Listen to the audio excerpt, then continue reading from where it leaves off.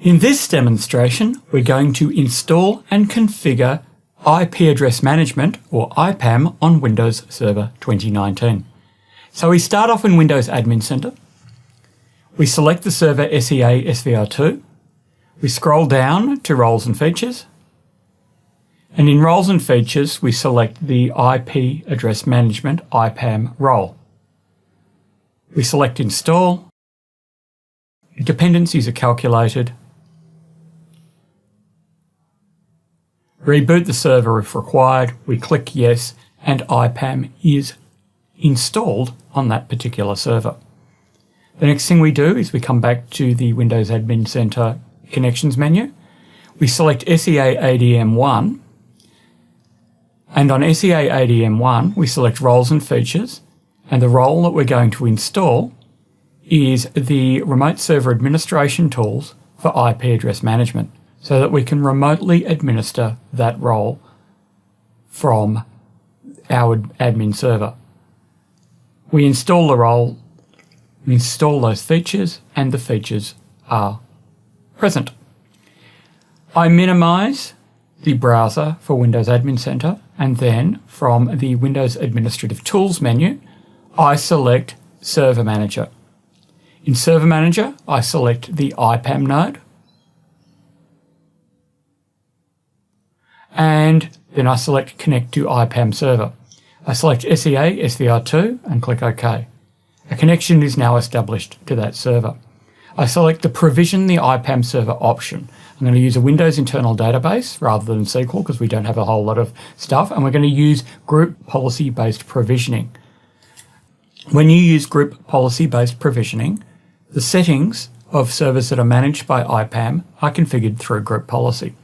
We provide the prefix for all GPOs that will be used in configuring those servers. We click Next, we click Apply. The provisioning occurs. The next thing we do is we open up a PowerShell session.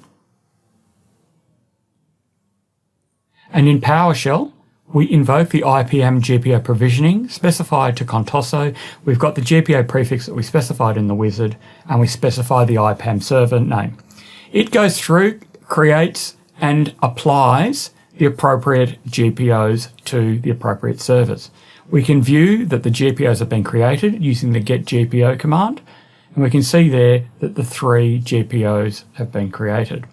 Next, we configure server discovery. We use the configure server discovery dialog. We click Get Forests, and that performs a task which will check all of the forests that are accessible from this particular server.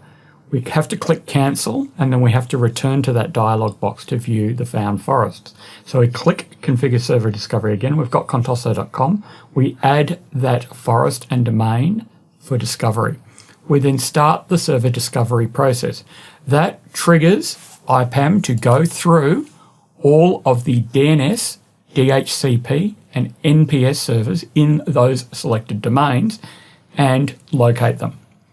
Once they are located, we then select the Select or Add Servers to Manage and Verify IPAM Access item. At this stage, only one server, SEA-DC1, has been discovered because that's the only DNS, DHCP, or network policy server in our particular domain.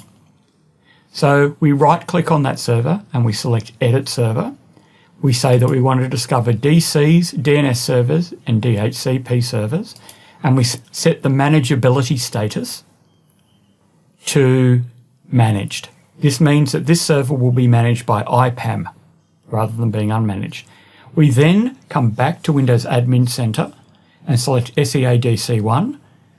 We select the PowerShell node, and this allows us to quickly establish a remote PowerShell session to that particular server. And all we want to do here is force a group policy update so that those newly created GPO can be applied to that server. So we then refresh server access status. The GPO is applied. We now have IPAM access to that server. We then request all data from the server, from the DNS and the DHCP server's role. IPAM reaches out to that server and gets that information. So now we can go in and we can view IP address blocks. These are all of the IP address blocks that can be managed through IPAM. We can select DHCP scopes, and at the moment we only have one DHCP scope that is managed by IPAM. We can see the properties of that DHCP scope, including the server that it's on, which is SEADC1, the server IP, the start and the end address, as well as options that are configured within that DHCP scope, such as the router, DNS servers, and DNS domain name options. We can also view events that have occurred on that DHCP server. In addition to that, we can select DNS zones, and we can see the properties of DNS zones that are hosted on that domain controller. We can see the domain zone, which is the _ms_dcs_contoso.com zone. We can also see the straight contoso.com zone, and we can see the properties of that zone within IPAM. We can also see which servers are authoritative for those particular DNS zones. So in this demonstration, you saw how to install and retrieve data using IPAM on Windows Server 2019.